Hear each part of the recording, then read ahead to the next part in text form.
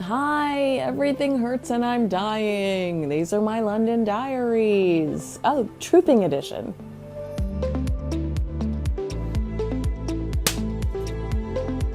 Okay, so I get in at 1:15 on Friday, London time. I didn't sleep at all on the plane. I probably slept for like 20 minutes, but I watched more. I'm embarrassed. I'm embarrassed to say I watched Glenn Powell movies like multiple times. I love me some Glenn Powell. That is a Texas boy through and through. So felt like Glenn Powell was my plus one on my Virgin Atlantic flight, and I really enjoyed that aspect of my trip over here. Land, get to my hotel, immediately need to get ready for, that's my snack bar that you're seeing right there. Somebody bought a plethora of water bottles and granola bars. It's me. Immediately started getting ready for Kevin O'Sullivan when the news broke that Catherine, the Princess of Wales, would be attending Trooping the Colour, along with this amazing photo of her where she looks very just peaceful and thoughtful and grateful. She does. She looks grateful. And beautiful, I should stress.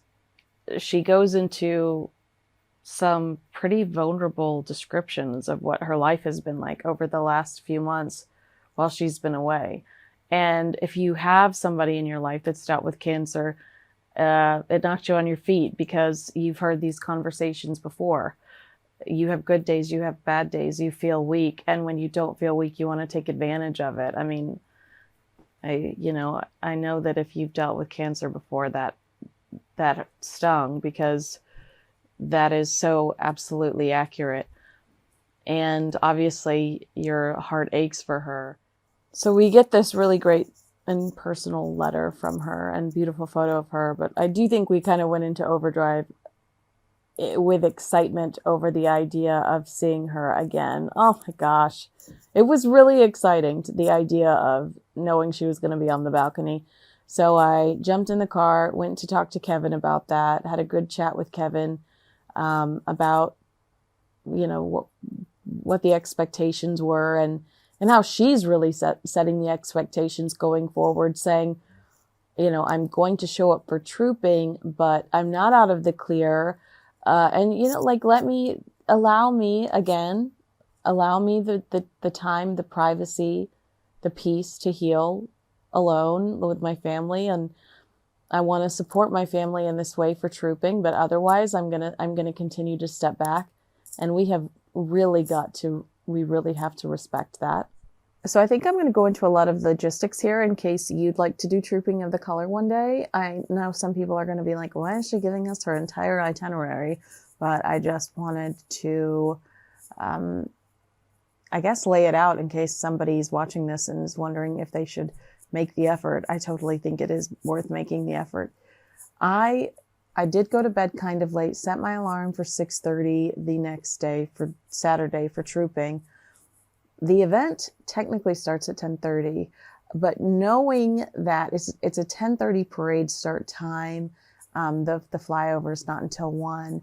And if you're on the parade route, you get 2 chances to see the royal family. And so my objective waking up at 6:30 was to get there early enough to get a good spot because I felt like there were going to be a lot more people there. And I was right due to Catherine's presence, the Princess of Wales. So my alarm is set for 6:30, but my body naturally wakes me up at 4 a.m. And I realize that it just makes more sense to get up and start getting ready to go since I'm still on LA time than lie here in bed and not sleep. Got up at 4, was out the door by 6:30, requested a taxi versus getting an Uber because taxi drivers are typically more willing to work with you creatively around the fact that some of these streets are shut down and they're not just like, well, this is where I was told to drop you off or this is as far as I can go. They're like, no, I know a secret route. I'm going to get you as close to Buckingham Palace as possible, which was great. My taxi driver was excellent and I tipped him generously. So get there around, 6:45. And I had to walk a significant amount to get where I wanted to be. And I immediately made friends with a man named Colin. Colin is from Cornwall, happily married, has a 26-year-old daughter who's moving to LA. And he's taken hundreds, maybe even thousands of photos for of the British royal family, has done trooping multiple times, loves trooping, and has never sold a photo of the royal family, just does it because he loves it. He was so sweet. He told me this one story about a friend of his interacting with the Queen. And this, I believe it was an officer, and he said, "Hi, Your Royal Highness." And the Queen, and then he, realized he'd made a mistake and quickly said, "I'm so sorry, Your Majesty." And the Queen put her hand on his shoulder and said, "Thank you. I haven't, and no one has said that to me in such a long time. Thank you for saying that. You made my day." And I thought that was a sweet thing to imagine, her taking her back to her youth, back to when her father was still alive, back to when she had less responsibilities, when life was easier, when life was simpler. So I thought that was a sweet story. But Colin was great, and I stuck with him all day long. We were glued together from 7 a.m. till probably almost 2:00 in the afternoon because he so sweetly walked me to my point of contact as I was trying to get a car because I had to quickly make a Fox News hit after trooping. He just hung out with me until my car got there, walked off a weird path so we could get away from the crowds, stayed with me. Oh, Colin, I gave him my contact information. I said, "Please email me, Colin. I want to be best friends with you forever." And I mean it. He was so sweet. Oh my gosh, Colin. And he had snacks. He was offering me those snacks because let me tell you, I was declining caffeine-wise. I was pretty freaking exhausted. When it came to the placement, Colin and I had great placement because we were right where they turn a corner. And so we got good shots at many different angles.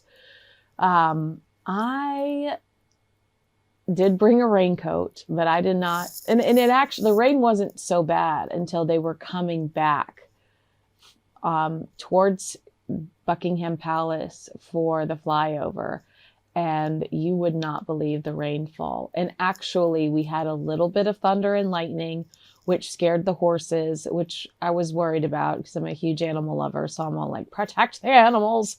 And so I was concerned about them because they were clearly bothered by it.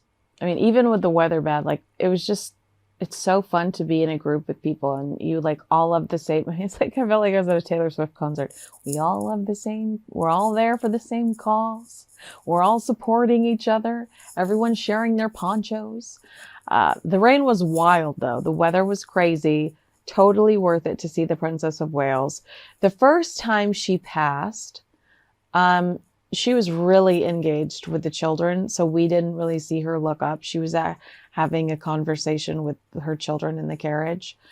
But the second time she passed, she looked over our way and was smiling and waving. And of course, this is when the rain is really coming down. So she's probably like, "You poor people. I wish I could give you all an umbrella." Obviously, it's hard to do my job.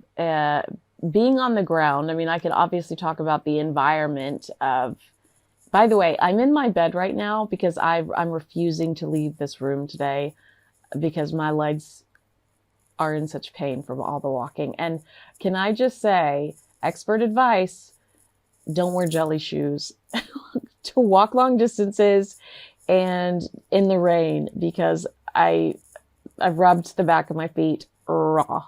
That was on me. I should have known better. I got a little cocky when I wore these shoes a couple of times and didn't feel any pain from them. And I guess I decided I was going to walk, a football field 3 times over yesterday and everything was going to be cool. No, it wasn't. So today's my recovery day because tomorrow I have so much fun stuff planned, with News UK and Talk. So I've got to recover. But when you're on the ground, and I was pretty far away from the balcony. I didn't get to see Louis' dance moves. I didn't get to see, Charlotte telling him to put his hands down and all that stuff. All of that I got to see after the fact. But in the moment, I missed some of those little details. But Catherine looked beautiful. It was wholesome. It was wholesome to see her back up there with her family, the family all together. But no pressure. I don't want her to feel any pressure to come back. I mean, honestly, when her letter came out and when I'm doing these interviews with people and they're like, what do you think about this? I want to be like, well, this is what she told us was going to happen. She said, I just need a minute. And we're not giving her a minute. I mean, every time I open the Daily Beast, Tom Sykes is giving us some, like, Tom, like, let's redirect the conversation, Tom Sykes. Like, let's just leave her alone. So tomorrow will be incredible. I think the next big event on my list while I'm out here is Royal Ascot. Rupert Bell told me that's how you say that. So now I'm looking forward to that, but also concerned about my footwear. I'm going to be honest with you. We got a big day tomorrow. We're shooting Pump Up the Jam, a new Airs and Spares, and some exclusive interviews that I'm excited about with people I haven't ever had the privilege to talk to before. So I've got a pretty big week ahead of me. I told my mom last night, I've only been here for a day. I feel like I've been here for a week, and I still have a week ahead of me. So a lot of exciting stuff coming up. I hope you'll hang out with me. I promise I'll leave my hotel room next time. Oh, but really quickly before you go, tell me what your favorite part of Trooping the Color was. I'd love to know, but I have a feeling it was Catherine, Princess of Wales.